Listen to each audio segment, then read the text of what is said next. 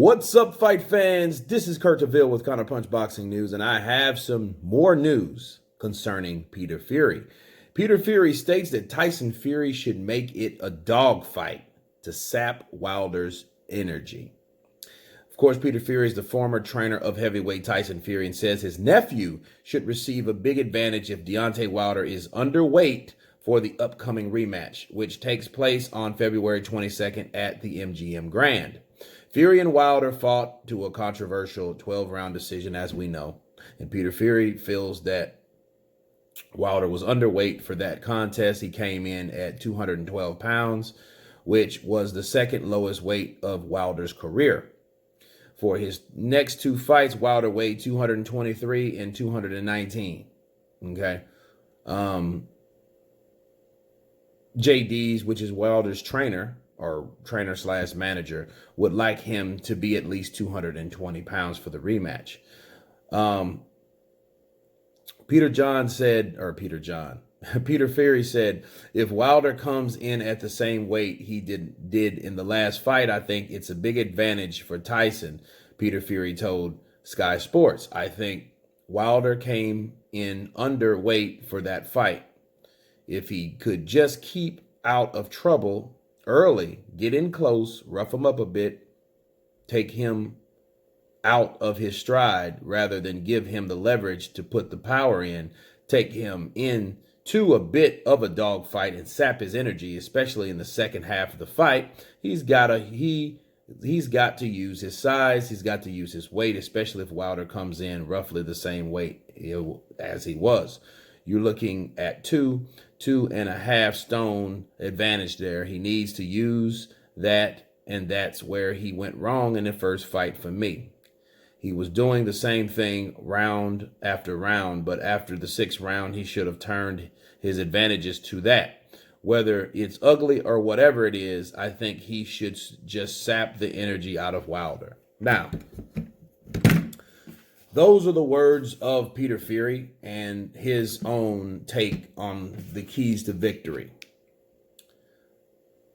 The funny thing about that, he wants Wilder to come in underweight, Peter Fury. But John Fury said the opposite. If Deontay Wilder comes in lighter, he already punches like a 20-stone guy, right? So if he comes in lighter, he's quicker, he's faster, right? So which one are you going to believe? I don't know. I don't think none of that affects Wilder's speed. None of it. I think he can carry that weight. He showed me when he knocked out Dominic Breazeale. He didn't look overweight. He didn't look slower. He didn't look any of that. Now, if anything, he looks stronger to me. But I am a firm believer in if it's not broke, don't fix it. So when Deontay Wilder did say he wanted to be 230, he only wanted that because he knew that Dominic Breazeale was a heavy fighter. In fact, he went back to the basics with the Dominic Breazeale fight. So it's something about Breazeale had to worry him. Okay, and I'm going to leave that there. But with Peter John saying that if Wilder is smaller, if Wilder is that type of guy that, he is not as strong at that weight, they have an advantage because he's bigger. Look, there's a lot of ways that could go. Tyson Fury being 270 pounds, he's heavier. He could end up being like Ruiz, but he's not. But he ain't Ruiz, and Wilder ain't Joshua. Okay, so if he does come in doing that Ruiz shit against Deontay Wilder, he's gonna get knocked out. Meaning, if he's not as mobile because he can't move because that weight is holding as an anchor on him, that would be all bad news for Fury.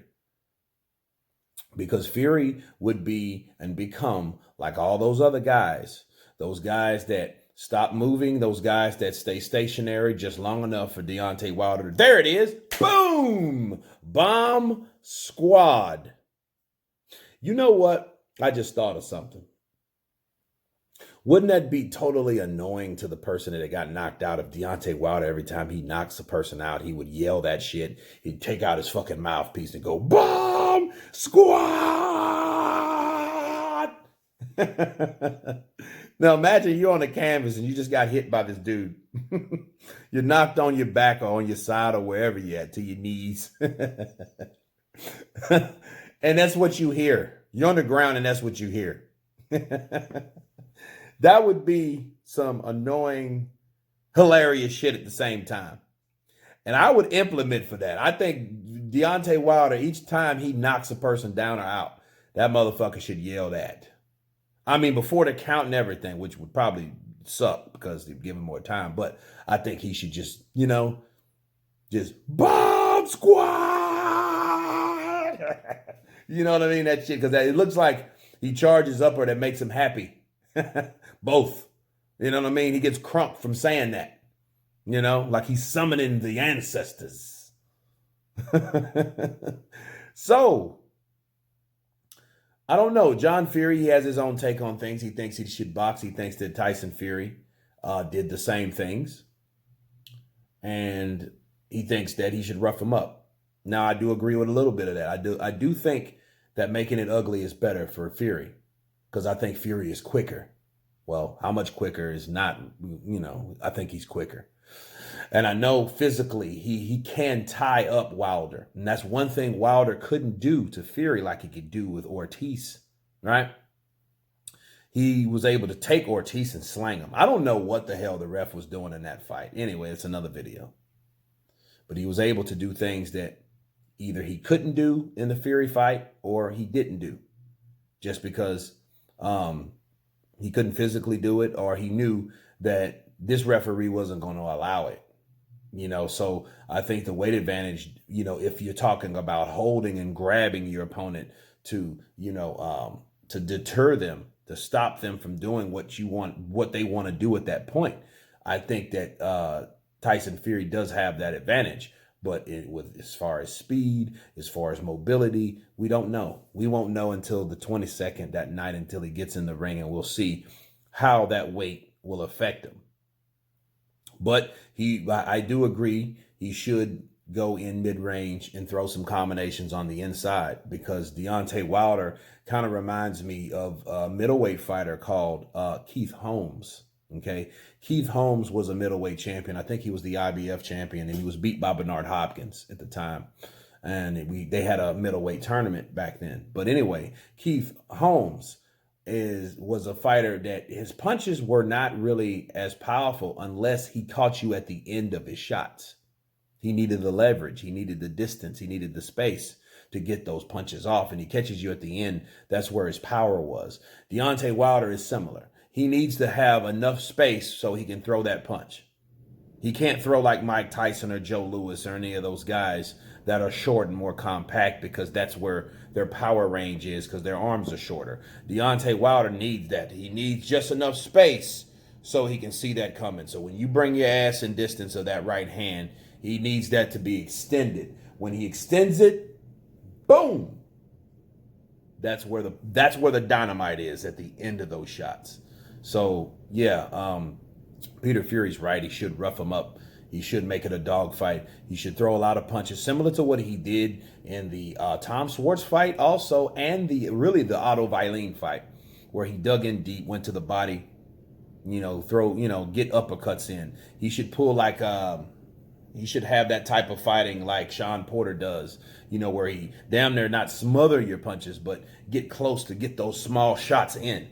Because Wilder doesn't punch in those punches. He doesn't punch when that is. He just braces, and he just he conditions himself, and he braces himself for these punches. He takes those punches. He endures those punches. Okay, so that's what makes Deontay Wilder also a tough customer, simply because he's able to take those punches. But here's the thing.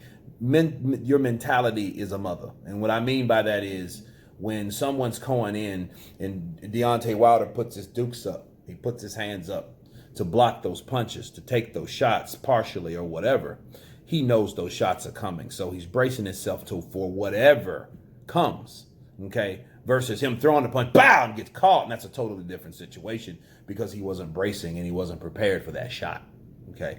So that is a good idea. And even though he will swell, Deontay will swell, but he can still take punches like that. But no one has really just went in at that with that size and that height has really went in to do those type of things to Deontay Wilder. They've got in and got out, and then between the in and out, they got caught, and that's the story.